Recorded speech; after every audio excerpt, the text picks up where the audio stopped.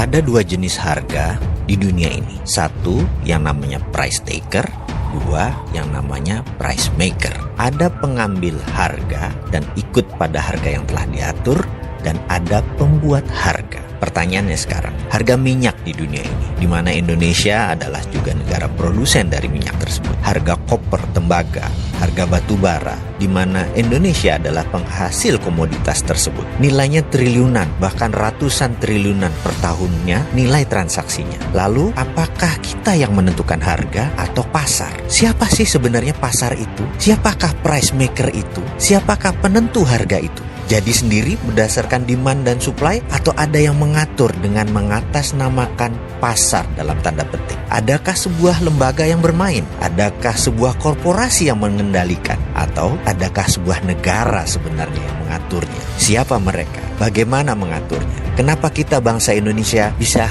menjadi korban atau hanya sebagai price taker saja? Tidak bisa Indonesia menjadi price maker. Kenapa kita tidak bisa menentukan harga? Mengapa harga teh, harga tembakau, harga sawit CPO kita sebagai negara produsen kalah dengan pasar?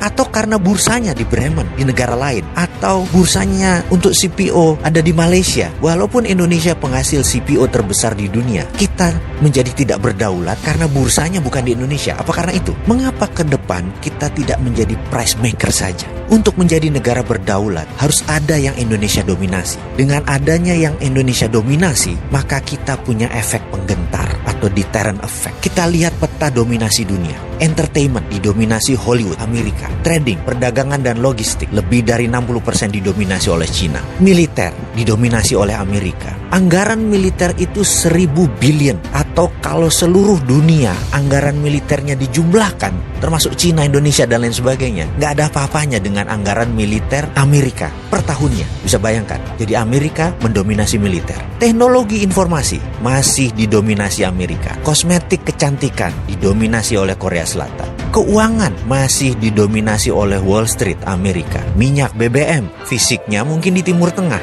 tapi Amerika masih mendominasi. Lalu, apa yang Indonesia bisa dominasi ke depan? Kita ini punya keunggulan geografi. Sumber mineral kita semua ada. Lahan yang subur, kita memiliki air. Lebih dari 95% wilayah Indonesia mengandung air, H2O. Matahari kita, lebih dari 99% wilayah Indonesia terpapar matahari. Pupuk dari barisan gunung vulkanik itu berjajar di 80% wilayah Indonesia. Dan kita memiliki jalur laut yang dilintasi kapal niaga, yang nilainya per tahunnya juga sangat besar. Lalu dengan kekuatan itu, apa yang kita bisa dominasi? Atau kita mulai dengan mendominasi bursa ikan. Kita ingin menentukan harga ikan dori, ikan tuna, dan lain sebagainya. Mengapa bursanya tidak di negara Indonesia, di negara archipelago ini? Kenapa kita nggak buat bursa ikan yang bisa menentukan harga ikan? Atau mengapa kita tidak menjadi negara penguasa food hegemoni? Kita mendirikan food estate di mana-mana, di banyak lahan di Indonesia yang masih kosong, untuk menjadi pangan dunia, lengkap dengan pengalengan dan pembekuannya. Mengapa kita tidak membangun bursa untuk mineral, logam industri, bursa tanah jarang? Sungguh Pak Pemimpin,